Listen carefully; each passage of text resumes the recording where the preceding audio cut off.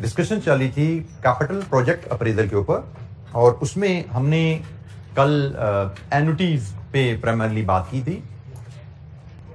Annuity से पहले भी कुछ डिस्कस हुआ था IRR के advantages and disadvantages, I believe IRR के एडवांटेजेस डिसएडवांटेजेस को हमने स्पेशल्स डिस्कस किए थे। मल्टीपल IRR का सिनेरियो था, IRR एनपीवी का कॉन्फ्लिक्ट क्यों आता है, कब आता है, इस पे बात हुई। और देन ज्यादा टाइम हमारा एन्युटीज पे गया था, नई लर्निंग के लिए आते हमारी ज्यादा डिस्कशन एन्युटीज पे रही थी। तो कोई सवाल कल के लेक्चर से, कोई प्रीवियस डिस्कशन से, कोई इशू? एन्युटी में हमने डिफरेंट टाइप्स ऑफ एन्युटी को डिस्काउंट करना सीखा था, नॉर्मल, डिलेड एंड एडवांस। और एन्युटी फैक्टर की डेफिनेशन आपको अगर जहन में है तो एन्युटी की डिस्काउंटिंग में you will never make a mistake कि भाई आपका एन्युटी क्या होता है, रेलेवेंट कैश फ्लोज के रेलेवेंट जो प्रेजेंट वैल्यू फैक्टर है उनका सम, वो आपका एन्युटी फैक्टर है। और cash flow into annuity factor, यहां से आप पीवी ले पाते हैं। अच्छा जी, हमारे पास नेक्स्ट जो स्पेशलाइज्ड कैश फ्लो है परपेचुटी, इससे भी आप लोग फेमिलियर हैं। परपेचुटी के भी 3 कैरेक्टरिस्टिक्स होते हैं, एक इक्वल कैश फ्लो, दूसरा अकरिंग एट रेगुलर इंटरवल, लेकिन जो तीसरा कैरेक्टरिस्टिक्स है कि पीरियड इनडेफिनिट है। इनडेफिनिट कह लें या अनडिफाइंड कह लें। और अनडिफाइंड को भी अगर हम जरा एलेबोरेट कर लें तो अनडिफाइंड से मुराद क्या है कि भाई स्टार्ट सीरीज कब हो रही है ये तो पता है, लेकिन एंड हमें नहीं पता। जनरली इंफिनिटी का साइन हम उसका लगा देते हैं, अननोन। ठीक है जी, अननोन है, या इसको फॉर एवर भी कह सकते हैं। हम जनरली इसको बेसिकली परपेचुटी का मतलब ही, perpetuity from the word perpetual, जिसका मतलब होता है हमेशा। तो हमें नॉर्मली ये कहां से हिंट मिलता है कि ये परपेचुटी है? हमें किसी प्रोजेक्ट के बारे में कहा जाएगा कि if you invest in this project you will receive 10,000 per annum from next year till foreseeable future. कब तक नहीं बताया, अगले साल शुरू हो जाएंगे 10,000 पर एनम आना, till foreseeable future, till many years, हमें पता नहीं है कब तक। तो हम ऐसे केस को अज्यूम करते हैं शायद ये as if it is going to be forever, हम इसको परपेचुटी लेते हैं। इफ पीरियड इज अनडिफाइंड उसका, तो हम उसको परपेचुटी लेते हैं। जस्ट लाइक एन्युटी, परपेचुटी की भी 3 टाइप्स है, नॉर्मल, डिलेड एंड एडवांस। वही डेफिनेशन है। Normal perpetuity, a series, a perpetuity series which starts after 1 year from now. Delayed perpetuity, a perpetuity series which will start beyond 1, 2, 3, 4, वहां से शुरू हो उसको डिलेड कहते हैं। And advance perpetuity which starts immediately, ऐसी परपेचुटी जो इमीडिएटली आज से शुरू हो जाए उसको हम एडवांस परपेचुटी कहते हैं। अच्छा, ये परपेचुटी की डिस्काउंटिंग ये भी काफी आसान ही रहती है हमारे लिए। इसको अगर मैं थोड़ा सा आपको यहां पे अगर एलैबोरेट करूं, PV of perpetuity is annual cash flow multiplied with cumulative perpetuity, मैं जरा लंबा सा वर्ड लिख रहा हूं, सब आप बाद में इसको हम क्लोज कर लेंगे, शॉर्ट कर लेंगे। परपेचुटी डिस्काउंट फैक्टर, थोड़ा सा इसको मैंने ज्यादा एलैबोरेटिव वे में लिख दिया, लेकिन एक चीज क्लियर है कि जस्ट लाइक एन्युटी, परपेचुटी भी एक सीरीज है, और सीरीज की डिस्काउंटिंग के लिए हमें क्यूमुलेटिव फैक्टर चाहिए होता है। जैसे हमने सीरीज में से एक कैश फ्लो पिक किया था ना, एन्युटी में सीरीज में से एक कैश फ्लो निकाला था और क्यूमुलेटिव तमाम फैक्टर का सम से मल्टीप्लाई कर दिया था। यही काम यहां पे होने वाला है कि सीरीज में से एक कैश फ्लो निकालेंगे और क्यूमुलेटिव फैक्टर से मल्टीप्लाई करेंगे। अब परपेचुटी में क्यूमुलेटिव फैक्टर क्या होता है ये आपको पता होगा कि 1/r आपका क्यूमुलेटिव फैक्टर है नॉर्मल परपेचुटी का। You should recall it from your earlier discussion. Normal perpetuity मतलब 1 से परपेचुटी इंफिनिटी, 1 से परपेचुटी तक जो कैश फ्लोज होते हैं उनका क्यूमुलेटिव फैक्टर 1/r के फॉर्मूले से निकलता है। अगर आपको सिर्फ इस फैक्टर की समझ है, ये बात याद है, तो आप नॉर्मल, डिलेड, एडवांस हर परपेचुटी से डील कर लेंगे। ठीक है जी, annual cash flow into cumulative perpetuity discount factor, and cumulative perpetuity discount factor में एक इंफॉर्मेशन 1/r। 1/r क्या है? ये क्यूमुलेटिव फैक्टर होता है नॉर्मल परपेचुटी के लिए। अब हम एक सीधी एग्जांपल देखते हैं जिसमें हम नॉर्मल, डिलेड, एडवांस तीनों को डील करने जा रहे हैं। और ये एग्जांपल हमारे पास है जी, इलस्ट्रेशन नंबर 20 हमने कल की थी, तो इलस्ट्रेशन नंबर 21 है। तो let's have a look at illustration 21। Illustration 21 बिल्कुल वही इलस्ट्रेशन जो हमने कल 18-19 में देखा था, वही डाटा है। पीवी ऑफ 1000 पर एनम जो कि परपेचुटी है, PV of perpetuity of 1000 per annum starting 1 year from now, मतलब normal, starting in 4 years time, delayed starting immediately, advance. तो बेसिकली इन 4 परपेचुइटीज को अगर मैं एक स्ट्रक्चर में अगर डालूं तो मुझे केस नंबर 1 ABC लिखा है, तो हम इसको भी ABC करते हैं। A, B एंड C, इसके हमारे एनुअल कैश फ्लोज हमें बताए गए हैं और पीरियड हमें बताया गया है। एनुअल कैश फ्लो सब में 1000 है और पीरियड बताया गया है पहले केस में स्टार्टिंग इन 1 year, तो हम इसको लिखेंगे 1 टिल परपेचुइटी। ये ईयर्स, पीरियड हम ईयर्स में मेजर कर रहे हैं। दूसरा है जी स्टार्टिंग इन 4 year, पहला कैश फ्लो 4 साल बाद, उसके बाद हर साल फॉरएवर। और तीसरा कैश फ्लो है इमीडिएटली। इमीडिएटली को हम 0 से मेंशन कर देते हैं, टुडे को हम 0 से ले लेते हैं, 0 से परपेचुइटी। तो जनाब ये हमारे तीनों केस हमारे सामने आ गए हैं। अब हम इस परपेचुइटी 1000 पर एनम, ये उसका पीरियड है, इसकी प्रेजेंट वैल्यू लेना चाहते हैं। तो उसके लिए मैं क्यूमुलेटिव परपेचुइटी डिस्काउंट फैक्टर बनाना चाहता हूं। क्यूमुलेटिव परपेचुइटी डिस्काउंट फैक्टर मैं बनाना चाहता हूं और इसमें होगा क्या कि मैं एनुअल कैश फ्लो, अगर ये वैल्यू A है, cumulative discount factor value B है, तो मेरी जो प्रेजेंट वैल्यू आएगी that will be A into B। Agreed?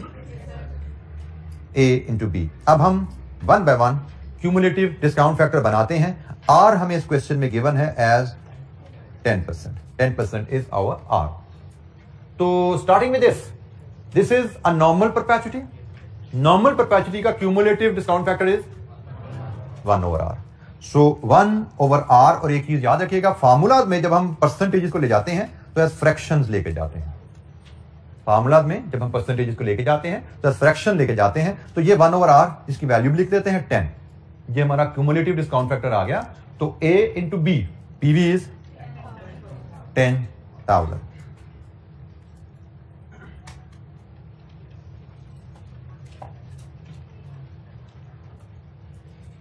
This was a very simple case. हमारी नॉर्मल परपेचुइटी है, तो नॉर्मल परपेचुइटी का क्यूमुलेटिव डिस्काउंट फैक्टर 1/R से आ जाता है। ये हमारी डिलेड परपेचुइटी है।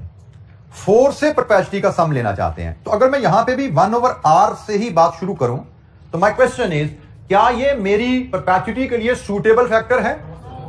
रीजन इज, ये तो 1 से परपेचुइटी का सम है, मुझे तो 4 से परपेचुइटी का सम चाहिए। तो क्या करें? जो कल सीखा था, 1 से 3 का सम माइनस कर दें। तो 1 से 3 का सम बताइए जी क्या था? 2.487। तो क्या फैक्टर बन जाता है हमारा जी? 10 माइनस 2.487, इट इज 7.513। तो ये बना जी 7513। कॉन्सेप्ट अगेन वही है, 1/R 1 से परपेचुइटी है, हमें 4 से परपेचुइटी चाहिए। जो इररिलेवेंट पीरियड है वो माइनस कर दो, 1 से 3 का सम माइनस कर दो। मैं फिर बता दूं, डिलेड को हैंडल करते हुए कॉमन मिस्टेक बच्चे करते हैं, 3 की जगह 4 का फैक्टर माइनस करना चाहते हैं। तो भाई 4 का फैक्टर माइनस कर दिया तो 4 पे तो आपका कैश फ्लो आ रहा है। आपका जिस पीरियड में कैश फ्लो नहीं आ रहा उसके फैक्टर सम माइनस करने हैं। आपका 1, 2, 3 इन 3 सालों में कैश फ्लो नहीं है, तो 1, 2 और 3 का सम माइनस करने हैं। 4 पे तो आपका कैश फ्लो आ गया, 4 साल बाद तो कैश फ्लो आपका आएगा। तो हमने 1, 2, 3 का सम यहां से माइनस कर दिया, ये भी पीवी आ गई। अब अगर मैं लास्ट केस पे जाऊं, यहां पे भी मैं यही बात करूं भाई 1/R, तो क्या ये फैक्टर मेरे सारे कैश फ्लो को कवर कर रहा है? नो, एक मिस हो गया, 0 वाला मिस हो गया। ठीक है, तो 0 का फैक्टर मैन्युअली हम ऐड कर देंगे। लीजिए जी, तो ये आपका 11 और प्रेजेंट वैल्यू 11,000। तो एडजस्टमेंट का कॉन्सेप्ट यहां पे वही है जो हमने एन्युटी में सीखा था। क्यूमुलेटिव फैक्टर में एडजस्टमेंट डिले की क्या करनी है, क्यूमुलेटिव फैक्टर में एडजस्टमेंट एडवांस की क्या करनी है। सिर्फ एन्युटी में हम ये फैक्टर भी टेबल से उठाते थे। यहां पे 1/R स्टार्टिंग पॉइंट, यहां पे 1/R में एडजस्टमेंट कर रहे हैं, वो डिले की है, वो एडवांस की है। जबकि एन्युटी में हर एन्युटी का आपका फैक्टर टेबल से आता था, उसमें एडजस्टमेंट की जाती थी। तो एडजस्टमेंट कॉमन है, जो वहां पे एडजस्टमेंट जैसे करते थे उसी कॉन्सेप्ट के तहत हम यहां पे डिले और एडवांस की एडजस्टमेंट करते हैं। लेकिन जिस फैक्टर में एडजस्टमेंट करनी है उसकी वर्किंग थोड़ी डिफरेंट है। एन्युटी की डिस्काउंटिंग में वो फैक्टर हम फार्मूला से या एन्युटी टेबल से लाते हैं। यहां पे 1/R का सिंपल फार्मूला है, हर परपेचुइटी का स्टार्टिंग पॉइंट 1/R है। उसको फिर एडजस्ट कर लेते हैं डिले या एडवांस के हिसाब से। ये नहीं क्वेश्चन परपेचुटी क्या है, परपेचुटी की टाइप्स और उसकी पीवी, कोई सवाल? अच्छा जी, थोड़ी सी एक्टिविटी परपेचुटी में भी जरा हम करते हैं। इलस्ट्रेशन 22 जिस तरह कल हमने एक्टिविटी की थी, बिल्कुल सिमिलर पैटर्न पे ये एक्टिविटीज है जी, बट जब आप खुद करेंगे, कल तो मैंने काफी हेल्प करा दी थी, तो अब आप काफी तजर्बाकार हो चुके हैं एक दिन में, तो ये कीजिए जनाब कैलकुलेशन, मुझसे आंसर शेयर कीजिए। एंड आई वुड एक्सपेक्ट के हर बच्चा तसल्ली से पिछले एग्जाम्पल को देखते हुए सही आंसर शेयर करे।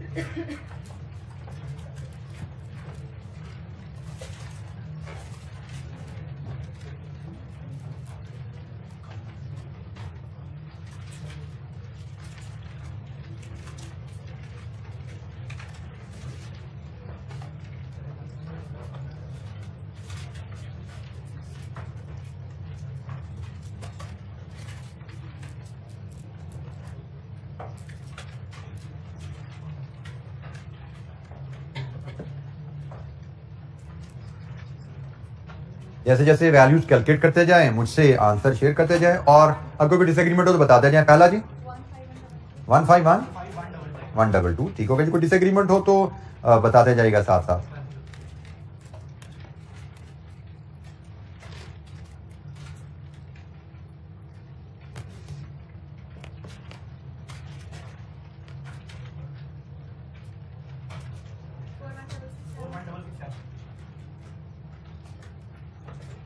किसी बच्चे का कोई डिसएग्रीमेंट आए तो बताए फौरन।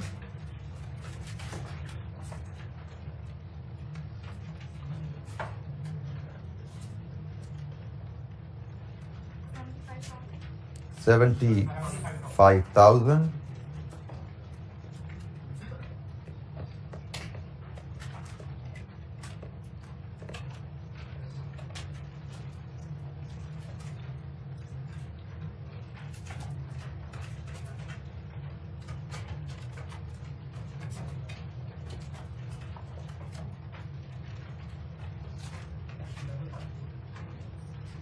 जी 554-233। लीजिए ये चार पार्ट से चारों का जवाब आपके सामने आ रहा है। किसी कैलकुलेशन में कोई दिक्कत है तो आप पूछ सकते हैं। पहला केस डिलेड परपेचुटी का है, दूसरा केस नॉर्मल परपेचुटी, तीसरा एडवांस परपेचुटी, चौथा फिर डिलेड परपेचुटी। तो चारों परपेचुटी के केसेस, चार एग्जाम्पल तीनों सिनेरियोस को लेते हुए हमारे सामने हैं। किसी स्टूडेंट का किसी वैल्यू पे कोई डिसएग्रीमेंट है, कोई गाइडेंस चाहिए, पूछिए।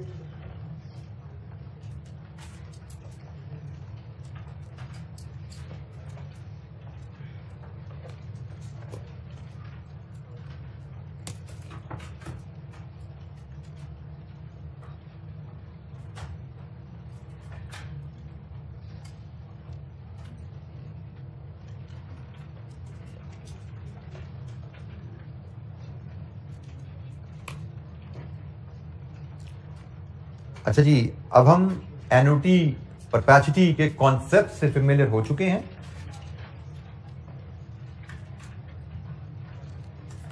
अब हम देखते हैं कि अगर हमें कोई प्रोजेक्ट ऐसा आए जिसके कैश फ्लोज एन्युटी या परपेचुटी शेप में हो, तो उनकी हमें एनपीवी कैसे कैलकुलेट करनी है। उसके लिए हमारे पास इलस्ट्रेशन जो क्लास एक्टिविटी में हम करने जा रहे हैं, that is illustration 25 and illustration 26। तो इलस्ट्रेशन 25 की रिक्वायरमेंट है जी हमारे पास, what is the present value of the following cash flows when the cost of capital is 15%? In cash flows की प्रेजेंट वैल्यू बताइए when the cost of capital is 15%। तो cash flows क्या हैं जी, ये हमारे पास कैश फ्लोज हैं। 0 में 150,000 की इन्वेस्टमेंट है, आउटफ्लो है। 1 में 15,000 की रिटर्न है, 2 में 20,000 की रिटर्न है, 3 से 12 25,000 की रिटर्न है। तो ये है हमारे कैश फ्लोज, इनकी हमें पीवी कैलकुलेट करने को कहा गया है। तो जनाब इलस्ट्रेशन नंबर 25 में हम कैश फ्लोज की पीवी कैलकुलेट करेंगे।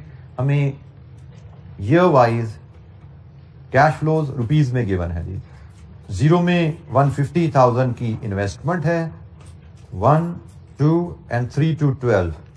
1 में 15,000 इनफ्लो है, 2 में 20,000 का इनफ्लो है, 3 में 25,000, 3 to 12 25,000 है, और डिस्काउंट फैक्टर हमारा है जी 15%। लीजिए जी, डिस्काउंट फैक्टर हम लाएंगे और फिर प्रेजेंट वैल्यू कैलकुलेट करेंगे, और present value of cash flows हम एक स्टेप आगे जाते हैं, हम इसकी नेट प्रेजेंट वैल्यू भी कैलकुलेट कर लेंगे, जो कि सिंपली इस कॉलम का सम है। तो 1 बाय 1, 0 का डिस्काउंट फैक्टर, 0 के कैश फ्लो का डिस्काउंट फैक्टर 1। अब जरा समझिएगा, 1 पे सिंगल कैश फ्लो है। सिंगल कैश फ्लो के लिए हम प्रेजेंट वैल्यू टेबल पे जाते हैं, जो कि हमारा सेकंड लास्ट पेज पे आ रहा है। तो सिंगल कैश फ्लो के लिए 15% 1 ईयर 0.87, 2 पे भी सिंगल कैश फ्लो है, 15% 2 ईयर 0.756। अब 3 to 12 में सीरीज आ गई तो टेबल बदल गया। अब हम क्यूमुलेटिव टेबल पे चले जाएंगे, और क्यूमुलेटिव टेबल पे हम जाते हैं तो वहां हमने क्या सीखा है कि भाई हमें 3 से 12 का सम चाहिए। तो अगर हम 15% 12 ईयर्स पे जाते हैं, अगर हम 15% 12 ईयर्स पे जाते हैं तो इट इज 5.421। ये 1 से 12 का सम है, तो हमने क्या माइनस कर रहा है इसमें से 1 and 2 माइनस कर दीजिए, विच इज 1. जी ये हमारे पास 1 2 3 4 फैक्टर आ गए। हर कैश फ्लो को उसके रेलेवेंट फैक्टर से मल्टीप्लाई कीजिए और बताइए प्रेजेंट वैल्यू एक हर कैश फ्लो की क्या आ रही है। जैसे ये 150,000 है, 13050 है, 94875 है जी, 120, और सम कीजिए नेट प्रेजेंट वैल्यू क्या बनती है,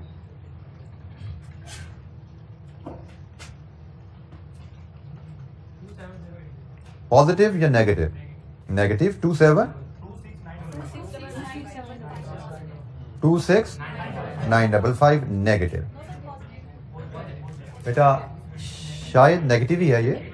अब इसमें ये एरर क्यों आ रही है साइन में? आप क्या करते हो, 150 माइनस ये करना शुरू कर देते हो तो साइन उल्टा लग जाता है, ठीक है। तो जिस बच्चे का साइन गलत आ रहा था इस वजह से था कि आपने 150 में से ये वैल्यूज माइनस की हैं, तो हैबिट डेवलप कीजिए 150 में से माइनस नहीं करना। अगर पहली बात इनको सम करके इसको माइनस कीजिए, अदरवाइज आपको कैलकुलेटर अलाउ करते हैं इसको -150 फीट कीजिए, -150 देन प्लस फिगर फीट कीजिए, ठीक है। You start with -150 plus all this figure, आपका आंसर विद साइन राइट आएगा। नेगेटिव फिगर में से पॉजिटिव फिगर माइनस करने से वैल्यू तो ठीक आती है, साइन आपका उलट हो जाता है, जिसको बाद का आप ठीक नहीं कर पाते। सो हैबिट ही ऐसी डेवलप करें कि आपकी गलती के चांसेस कम से कम रहें। -150 plus these three figures, plus these three figures 26955 negative. तो एनपीवी हमारी नेगेटिव है। अगर हमसे पूछा जाता प्रोजेक्ट फीजिबल है या नहीं, तो प्रोजेक्ट इज नॉट फीजिबल, हमारा डिसीजन भी यहां पे आ रहा है। तो ये हमने एक एनुटीज को लेके एक प्रोजेक्ट की एनपीवी कैलकुलेट करना सीखी। तो बजाय इसके कि वैसे तो हम ये 3 से लेके 12 तक 10 कैश फ्लोज बनते हैं, हम ये 10 की लिस्ट बनाते हैं, हर एक को अलग-अलग डिस्काउंट करते हैं, फिर भी हम काम कर सकते थे, but that would have been inefficient.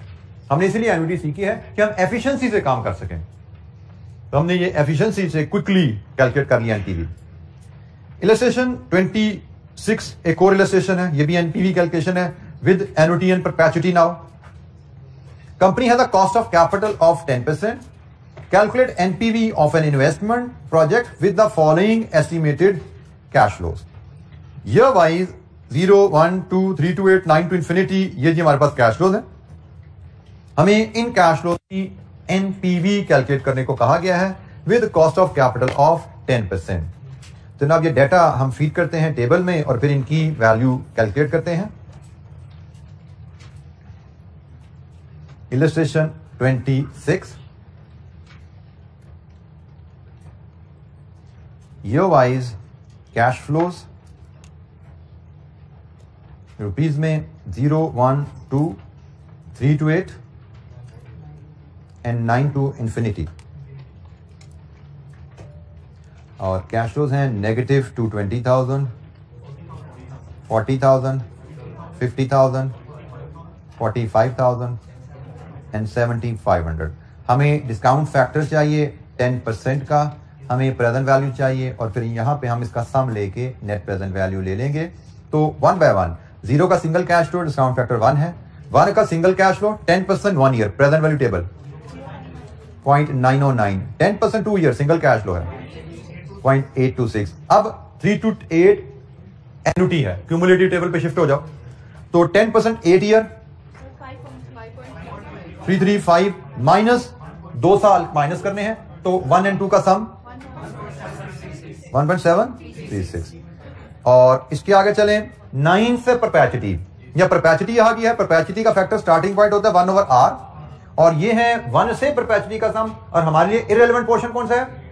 1 से 8, और 1 से 8 का सम ये आ रहा है, ऑलरेडी हमने लिया हुआ था ऊपर 1 से 8 का सम 5.335। लीजिए जी, ये हमारे फैक्टर्स पूरे हो गए हैं। 1 बाय 1 प्रेजेंट वैल्यू की यहां फीड कीजिए, मुझसे 5 प्रेजेंट वैल्यूज का सम करके एनपीवी की फिगर शेयर कीजिए, और फिर हम उसको मैच करेंगे कि आंसर क्या हमारा ठीक आ गया। 5 कैश फ्लोज को 5 फैक्टर से मल्टीप्लाई करना है, एनपीवी मिलेगी, और एनपीवी की फिगर मुझसे शेयर कीजिए।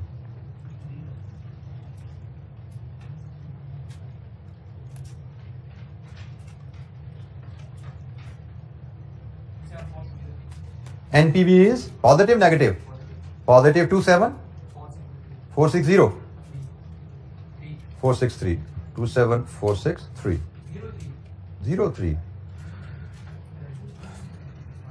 जी जनाब, वेरीफाई कीजिए ये आंसर। तो मुझे भी शक पड़ा था इसलिए मैं 3 लगाते हुए 54603 पॉजिटिव। शायद आपके साथी ने present value of investment minus नहीं की थी, बेनिफिट्स का पीवी सब बता दिया था, present value of investment minus करके 54603 ये नेट प्रेजेंट वैल्यू है, present value of benefits. And PV का मतलब क्या है? पीवी ऑफ बेनिफिट्स, ये पीवी ऑफ बेनिफिट्स है हमारे, और यहां पे ये पीवी ऑफ इन्वेस्टमेंट है, और एनपीवी क्या होती है? PV of benefit minus PV of investment. जी जनाब, एनी क्वेश्चन, कोई सवाल?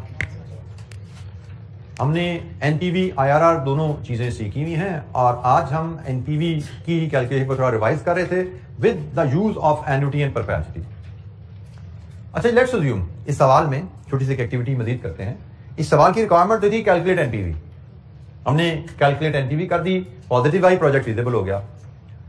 अगर हम इस एनपीवी को देख के प्रोजेक्ट की रेट ऑफ रिटर्न के बारे में कमेंट करना चाहें, प्रोजेक्ट का रेट ऑफ रिटर्न के बारे में कमेंट करना चाहें, तो what comment you can make by looking at this NPV? Rate of return is greater than 10%, बिल्कुल ठीक हो गया। प्रोजेक्ट का rate of return is greater than 10%, project is feasible, हमने यहां पे देख लिया। इन्वेस्टर 10% एनपीवी रिटर्न मांगता है, 10% पे एनपीवी पॉजिटिव है, इसका मतलब project rate of return is greater than 10%, project is feasible. अब इसी सवाल में एग्जामिनर आपसे यह भी मांग सकता था कि प्रोजेक्ट का रेट ऑफ रिटर्न भी बताएं, आईआरआर भी बताएं। तो ऐसा क्वेश्चन अगर आपको आए जिसमें आपसे एनपीवी भी कैलकुलेट करवाई जाए और आईआरआर भी मांगा जाए, तो एक एनपीवी कैलकुलेशन करते हुए एक रेट पे ऑलरेडी पीवी आपके पास आ चुकी है, तो फिर अब आपको आईआरआर के लिए 2 रेट ही चाहिए, कोई वो रेट पकड़ेंगे। बट हमें यहां से पता लग रहा है ना कि हमारा रेट ऑफ रिटर्न 10 से ज्यादा है, तो 10 से ऊपर कोई भी रेट पकड़ लो। 20%, मुझे जरा 20% का रेट लीजिए, उसकी एनपीवी बताइए और फिर आईआरआर निकाल के दीजिए। अगर हम दोबारा एक बार सुन लीजिए, अगर हमसे सिर्फ आईआरआर कहा जाएगा तो हम एक रेट कॉस्ट ऑफ कैपिटल से नीचे, एक रेट कॉस्ट ऑफ कैपिटल से ऊपर लेकर चल पड़ते हैं।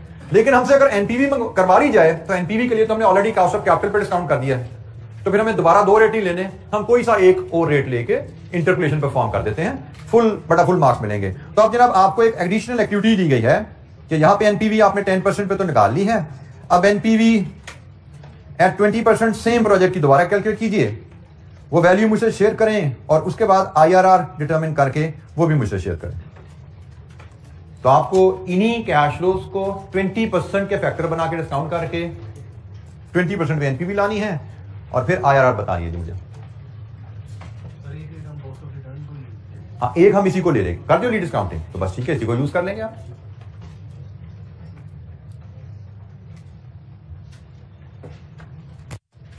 क्योंकि आईआरआर की कैलकुलेशन के लिए तो एनी 2 रेट चाहिए, वो तो एक गाइडलाइन है कि भाई एक रेट कॉस्ट ऑफ कैपिटल से नीचे ले लो, एक ऊपर ले लो, अदरवाइज हमें तो एनी 2 रेट चाहिए। तो इस केस में एक रेट पे पीवी हमारे पास जब एनपीवी अवेलेबल है, तो why to repeat the activity, use it.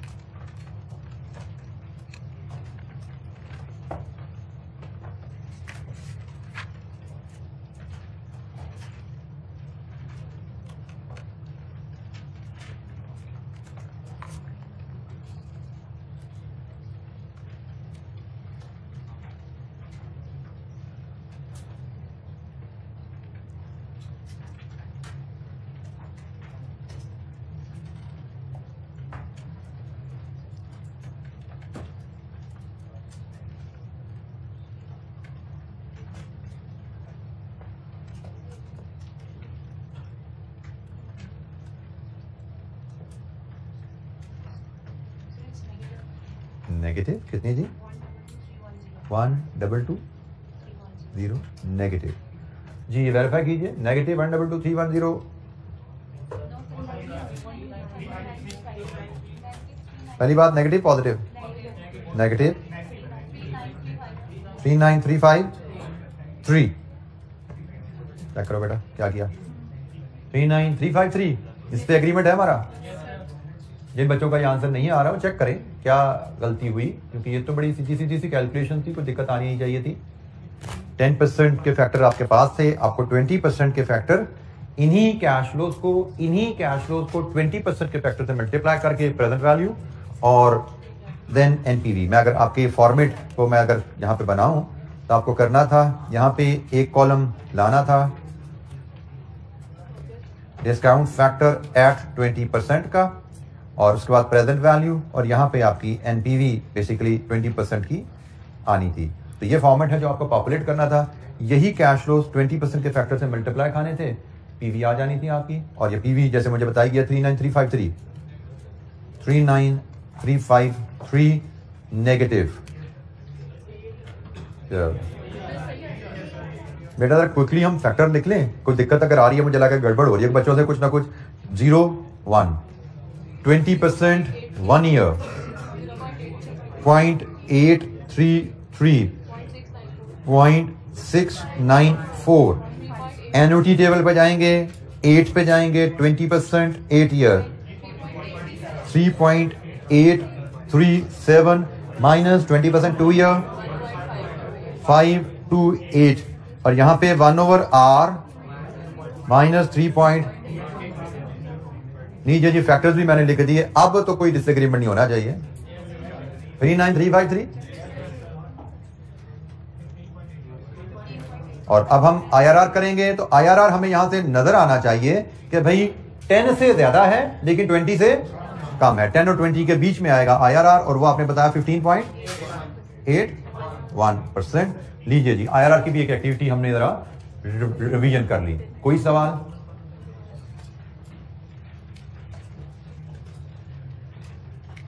और हम ये बात कर चुके हैं कि एक प्रोजेक्ट अगर एनपीवी के तहत फीजेबल है तो IRR के तहत भी वो फीजेबल ही आएगा। कभी फिजिबिलिटी में इनमें कॉन्फ्लिक्ट नहीं आता। दोनों मेथड्स फिजिबिलिटी के बारे में यकजुबान होते हैं। हाँ, इशू आ सकता है, हमेशा नहीं आएगा। इशू आ सकता है when you are dealing with mutually exclusive projects and you are comparing the project कि भाई कौन सा प्रोजेक्ट बेहतर है। तो बेहतर के ऊपर एनपीवी और IRR में कॉन्फ्लिक्ट आ सकता है। हम ये नहीं कहते कि कंपैरिजन में हमेशा कॉन्फ्लिक्ट आएगा, वहां पे भी कॉन्फ्लिक्ट आ सकता है। कभी आएगा, कभी वहां पे भी नहीं आएगा। ठीक है, कब आएगा कब नहीं आएगा इसकी डिस्कशन हमारे स्कोप में फिलहाल नहीं है। सीफैप में जाएंगे तो वहां पे हम बात कर लेंगे, वहां पे हम इसको भी बात करेंगे कि कब कॉन्फ्लिक्ट आता है, क्यों आता है और कब नहीं आता, क्या वजह है कॉन्फ्लिक्ट ना आने की, उस पर बात करेंगे। लेकिन फिलहाल हमारे स्कोप में वो बात नहीं है। जी एनी क्वेश्चन, कोई सवाल?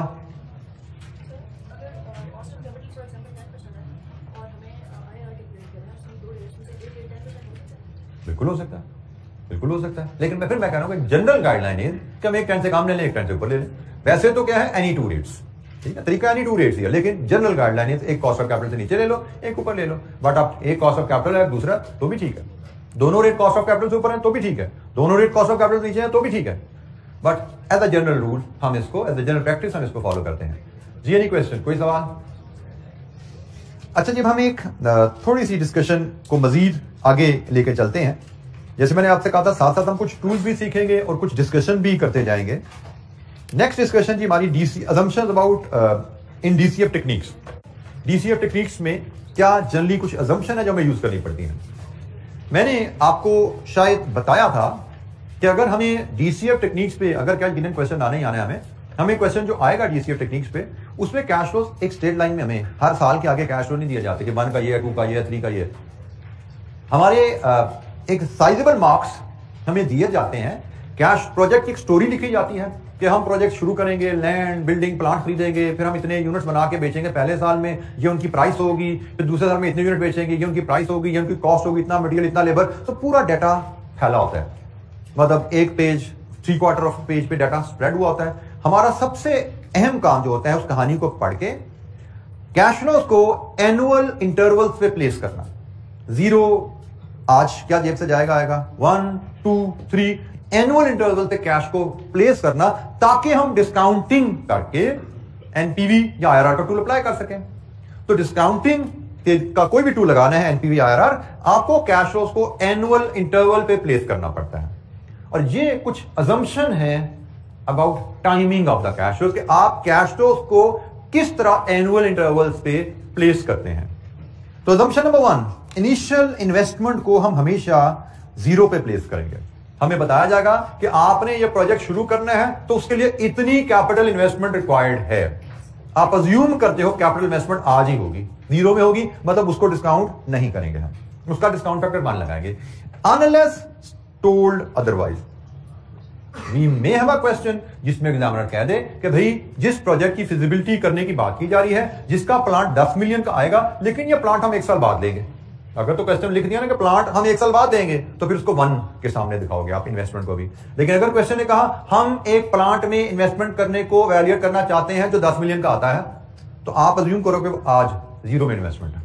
वो कहते नहीं, हम एक प्लांट में इन्वेस्टमेंट को वैल्यूएट करना चाहते हैं 1 साल बाद, कि 1 साल बाद प्लांट लगाएं या ना लगाएं, तो फिर आप इन्वेस्टमेंट को 0 में नहीं 1 के सामने आउटफ्लो शो करेंगे। ठीक है। So basic assumption is investment आप 0 में इमीडिएट आज लेते हो और उसको डिस्काउंट नहीं करते अनलेस टोल्ड अदरवाइज। दूसरी बात, इन्वेस्टमेंट आपने जब 0 में ले ली तो हमारी असम्पशन रहेगी कि आज हमने इन्वेस्टमेंट कर दी है तो कल से मशीन का पहिया चलना शुरू हो गया। This is the normal assumption, again unless told otherwise. हमारी असम्पशन होगी आज जब हमने मशीन लगा ली है तो कल से हमारी प्रोडक्शन शुरू होगी है। आज 1 जनवरी को मशीन लगी है तो कल 2 जनवरी से प्रोडक्शन शुरू है। प्रोडक्शन शुरू है तो कॉस्ट भी लगनी शुरू होगी, मटेरियल लेबर इनकम होना शुरू हो गया और सेल रेवेन्यू रियलाइज होना शुरू हो गया। तो कल से हमारा रेवेन्यू और कॉस्ट अराइज होना शुरू हो गया है। इसकी अंडरस्टैंडिंग के लिए मैं आपको एक चीज बना देता हूं, ड्रॉ करता हूं यहां पे। इसको हम कहेंगे timeline. 0 stands for today and this is if 1 year, इसका मतलब है 1 ईयर फ्रॉम टुडे। और अगर ये 2 ईयर यहां पे हम लेते हैं तो this is 2 years from today, आज से 2 साल बाद है। और इसी एनालिसिस में ये जो गैप है 0 और 1 के दरमियान, this is your first year, ये पहला साल है। आज आपने मशीन ली 1 जनवरी, कल 2 जनवरी से प्रोडक्शन शुरू होगी और पूरा साल प्लांट चलता रहा, प्रोडक्शन कॉस्ट इनकर होती रही और सेल्स होती रही। तो बेसिकली आप आज जब प्लांट लोगे, हमारी असम्पशन रहेगी अगले दिन से ही आपकी प्रोडक्शन और सेल शुरू हो चुकी हैं, और पूरे साल में जो प्रोडक्शन और सेल की, उसके बारे में assumption number 3, during the year cash flow will be assumed as year end cash flow. आपकी असम्पशन है कि ड्यूरिंग द फर्स्ट ईयर आपने जो कैश इनफ्लो जो आउटफ्लो लोगे, आप उनको इकट्ठा करके 1 के सामने पेश करोगे, क्योंकि हमने कहा हमें कैश फ्लो को एनुअल इंटरवल पे रेंज करना है। Practically cash flows annual interval पे राइज नहीं होते, साल बाद इकट्ठे रेवेन्यू नहीं आ जाता, साल बाद इकट्ठी कॉस्ट नहीं पे करते हम तो पूरे साल में जैसे ही प्लांट लगा चलना शुरू हुआ, हर रोज जेब से कुछ पैसे जा रहे हैं, जेब में कुछ पैसे आ रहे हैं, हमने रेवेन्यू माइनस कॉस्ट पूरे साल का इकट्ठा करना है जी। टोटल नेट कैश इनफ्लो या आउटफ्लो हमारे साल का क्या है, पहले साल का। तो पहले साल का जो कैश इनफ्लो या आउटफ्लो होगा उसको हम 1 के सामने रख देंगे। इसी तरह दूसरे साल के दौरान, ये सेकंड ईयर है, यहां से लेके यहां तक का जो वक्फा है ये सेकंड ईयर है। सेकंड ईयर के दौरान जो कैश इनफ्लो आउटफ्लो आएगा उसको सब नेट करके इकट्ठा करेंगे और 2 के सामने रख देंगे। अब यहां पे 2 का मतलब, जब हम ये फॉर्मेट देखते हैं ना, जब हमें इसका डाटा दिया जाता है, यहां पे 2 का मतलब सेकंड ईयर नहीं है, यहां पे 2 का मतलब है 2 साल बाद, 1 का मतलब है 1 साल बाद। ठीक है, ये this is not second year, this is not first year, this is 1 year from today, this is 2 year from today. और डिस्काउंटिंग कर रहे हैं, हमारी डिस्काउंटिंग क्या होती है, 1 साल बाद के कैश फ्लो को 0 पे लाना, 2 साल बाद कैश फ्लो को 0 पे लाना, ऐसे ही लाते हैं ना पीछे हम। तो हम 2 साल बाद जो कैश फ्लो आ रहा है उसको 0 पे ला रहे हैं, दूसरे साल में जो कैश फ्लो आ रहा है उसको 0 पे लाना पॉसिबल नहीं हमारे लिए। दूसरे साल में तो 365 दिन है, हर दिन के कैश फ्लो को, एक कैश फ्लो को 366 दिन पीछे लाओ, दूसरे को 367 दिन पीछे लाओ, तीसरे को 368 दिन पीछे लाओ, तो हम तो ऐसा नहीं कर सकते। तो आसानी रखी जाती है कि भाई प्रैक्टिकली ये पॉसिबल नहीं है कि डेली केसेस पे कैश फ्लोज आप एस्टिमेट करो और डेली कैश फ्लोज को डिस्काउंट कर रहे हो, इसलिए आसानी क्या रखी गई है कि पूरे 1 साल के दौरान जितने कैश फ्लोज इनको इकट्ठा करो, अज्यूम करो साल के एंड पे आए। सो assumptions of about timing of cash flow, क्योंकि हमें एक क्वेश्चन में स्टोरी लिखी जाएगी, उस स्टोरी को पढ़ के कैश फ्लो को उठा के हमें एनुअल 1, 2, 3 के सामने रखने हैं। तो बेसिस आ रही है, इनिशियल इन्वेस्टमेंट को 0 पर रखेंगे और जो इन्वेस्टमेंट के ऑपरेशन से जो आपने कमाई करनी है उसकी कहानी होगी फौरन नेक्स्ट डे से, और पहली नेट कैश फ्लो आपकी 1 में आएगी, और ड्यूरिंग द ईयर कोई भी कैश फ्लो आएगा उस साल के एंड पे लेके जाते हैं। एंड लास्ट अजम्पशन, बाद का क्वेश्चन आपको इंफॉर्मेशन देता है कि किसी साल के शुरू में आपने कोई खर्चा करना है या कोई आपको इनकम आनी है। फॉर एग्जाम्पल 3rd ईयर का स्टार्ट, अब इस लाइन में 3rd ईयर का स्टार्ट कहां पे आएगा? This is your start of 3rd year, ऐसा ही है। तो अजम्पशन इज, अगर आपको क्वेश्चन कहे कि स्टार्ट ऑफ एनी ईयर आपको कोई कैश फ्लो इनफ्लो या आउटफ्लो आना है, तो उसकी टाइमिंग आपने रखनी है end of preceding year. 3rd year के स्टार्ट का मतलब उसको 2 के सामने रख दो, क्योंकि हमने एनुअल इंटरवल पे रखना है ना। ड्यूरिंग द ईयर कुछ है तो उसको सबका सम करो, उस साल के एंड पे ले जाओ। स्टार्ट ऑफ एनी ईयर है तो उस वैल्यू को प्रीसीडिंग ईयर के एंड पे शो करो। तो ये कुछ अजम्पशंस हैं जो कि हम क्वेश्चन पढ़ते हुए जो डाटा वहां पे देखते हैं, उस डाटा को स्टेटमेंट्स के मुताबिक एनुअल इंटरवल पे 0, 1, 2, 3, 4 पे रखते हैं, ताकि हम फिर डिस्काउंटिंग करके एनपीवी या आईआरआर मेजर कर सकें। जी जनाब, कोई सवाल? जी बेटा।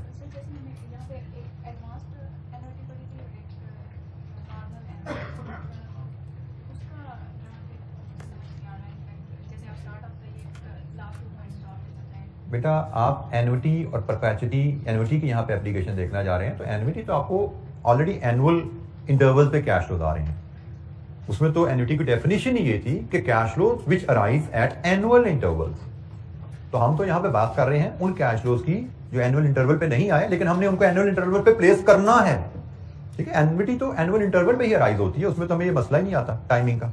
उसमें तो हमें टाइमिंग गिवन होगी जी, हर साल पे आपको एक्स अमाउंट आएगी, तो हर साल पे आ रही है, हर साल के सामने डाल दो। हम तो यहां डिस्कस कर रहे हैं उन कैश फ्लोज को जो इतने सिंपल नहीं होते, जो ड्यूरिंग द ईयर कहीं आ रहे हैं, कहीं एंड ऑफ द ईयर कह रहे हैं, कहीं स्टार्ट ऑफ द ईयर कह रहे हैं, तो उनको हमने कैसे अरेंज करना है, हम तो उनकी बात कर रहे हैं। जी एनी अदर क्वेश्चन, कोई और सवाल? बेटा एग्जामिनर जनरली आपको तारीखों में, हफ्तों में, स्टार्ट का मतलब कोई तारीखों महीनों में बात नहीं करेगा कि जनवरी में पैसे आए या फरवरी में आए, वो इसी तरह start of the year, during the year, इसी तरह बात करेगा। ठीक है, तो अगर वो स्टार्ट में दिनों महीनों में बात नहीं करेगा जी, कितने महीनों तो हमने उसको स्टार्ट में लेना है और कितने महीने तो हमने उसको एंड पे ले जाना है। ठीक है, तो ऐसी कोई बात एग्जामिनर को कभी मैंने कभी देखी नहीं किसी पेपर में। जनरली वो स्टार्ट का वर्ड यूज करता है, at the beginning of the year, at the start of the year, तो उससे हम उसी से ही हिंट लेके इसको पिछले साल के एंड पे प्लेस करते हैं। जी कोई और सवाल? जी बेटा।